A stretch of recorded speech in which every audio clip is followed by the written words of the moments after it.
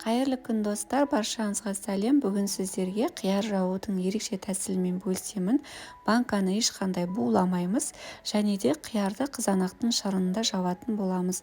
Міндетті түрде жасап көруге кеңес беремін, өйткені өте дәмді және қиярларымыз қытырлап шығады. Ешқандай атылмайды, 100% сенімді рецепт. Видеоны толық соңына дейін қарап, менімен бірге болыңыздар. Алдымен қиярымызды жақсылап жуып аламыз, содан соң екі жақ түбін осылай кесіп алып тастаймыз. Содан соң қиярымызға салқын су құйып 1 сағатқа қоямыз. Кем дегенде 1 сағат тұру қажет. Содан кейін қызанақ шырынын жасаймыз. Помидорлардың барлығымен осылай 3-4 бөлікке бөліп алдым. Себебі ет тартқыштан өткіземін. Мінекей осылай барлығын ет тартқыштан өткізіп аламын. Егер сіздерде арнайы сухожималка болса, содан өткізсеңіздер де болады. Онда сізде шырын қою болмайды, сұйық болады. Егер ондай болмай жатса, онда осылай ет тартқыштан өткізіп алсаңыздар да болады. Содан соң ыдысымызға толтырып су құйып қайнатамыз. Суымыз сатырлап толықтай қайнау қажет. Және де келесі бөлігіне жаңағы дайындаған шырынымызды қойып, бұны да қайнатамыз. Әзірше суымыз қайнағанша бізге керек ингредиенттер дайындап аламыз. Тұз қажет болады, қант қажет болады және осындай арнайы түйіршіктелген қара бұрыштарымыз қажет. Бұл барлық дүкендерде сатылады. Және болгар переці, яғни тәтті бұрыш қажет. Бір тәтті бұрышты осылай 4 бөлікке бөліп аламыз. Және сәбіз қажет, сарымсақ, лавр жапырағы және де базилика. Базиликаны қолданбасаңыздар да болады, бұл міндетті емес. Және де хрен қажет. Мен хреннің тамырын қолданамын. Егер бұндай болмай жатса, хрен жапырақтарын қолданасаңыздар да болады. Және де осындай укроп қажет болады. Және достар, банкамыз атылып кетпес үшін аспирин қолданатын боламыз. Қызанақ шырыны қайнаған уақытта осылай араластырып жібереміз. Тағы да 15-20 минуттай қайнатамыз. Әзірше біз осындай банкамызды жуып тазалап аламыз. Мен 2 литрлік банка қолданамын. Және де закрывашка қажет, және де банкының қақпақтары қажет болады. Жуып тазаланған банканы ешқандай буламаймыз. Буламай осылай жаба береміз. Банка атылмайды. Енді барлық ингредиенттеріміз салып шығамыз. Алдымен укропты осылай қолымызбен 2-3 бөлікке бүктеп аламыз да түбіне саламыз. Және оның үстіне хрен жапырағы немесе хрен тамырын саламыз. Және де базилика саламыз. Базилика салсаңыздар сондай душистый дәм береді. Және де бір жаңа тәтті бұрышты 4-ке бөліп осылай салып шығамыз.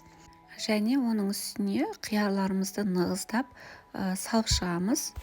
Қиярдың үлкен түрін қолданбаңыздар, осындай орташа немесе кішкентай түрін қолданыңыздар. Және әр банкіге 3 сарымсақтан салып шығамыз. Және сәбіз саламыз. Сәбіз салу міндетті емес. Салмай қойсаңыздар да болады. Сәбізді осылай 3 бөлікке бөліп саламыз. Және де оның үстіне қалған қиярларымызды салып, осылай банкамызды толықтай жинап аламыз. Содан кейін қайнап тұрған суымызды құямыз. Су міндетті түрде сартылдап қайнаған болу қажет. Алдымен суды құйған уақытта аз мөлшерде құямыз. Себебі біздің қиярларымыз салқын болғаннан кейін ыссы су құйған уақытта морт сындырып жіберуі мүмкін банканы. Сол себепті аз мөлшерде құя отыра көбейтеміз. Және қақпағын жауып 30 минутқа осы суда қоямыз. Барлық банкілерімізді дәл осылай құйып шығамыз. 30 минут өткеннен кейін осы банкідегі қияр суын қызанақ шырынына құямын. Себебі мен қызанақты ет тартқыштан өткізгеннен кейін менде кішкене қоюлай болды. Сол себепті сұйық болу үшін 2 банка қияр суын қызанақ шырынына құятын боламын.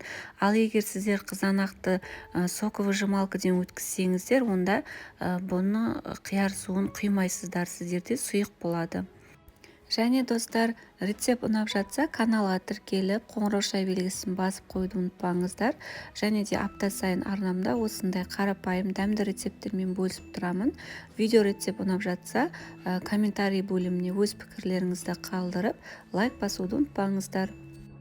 Мінекей достар, қызанақ шырыны сұйық болды. Енді қақпағын жауып, тағы да 15-20 минут қайнатамыз.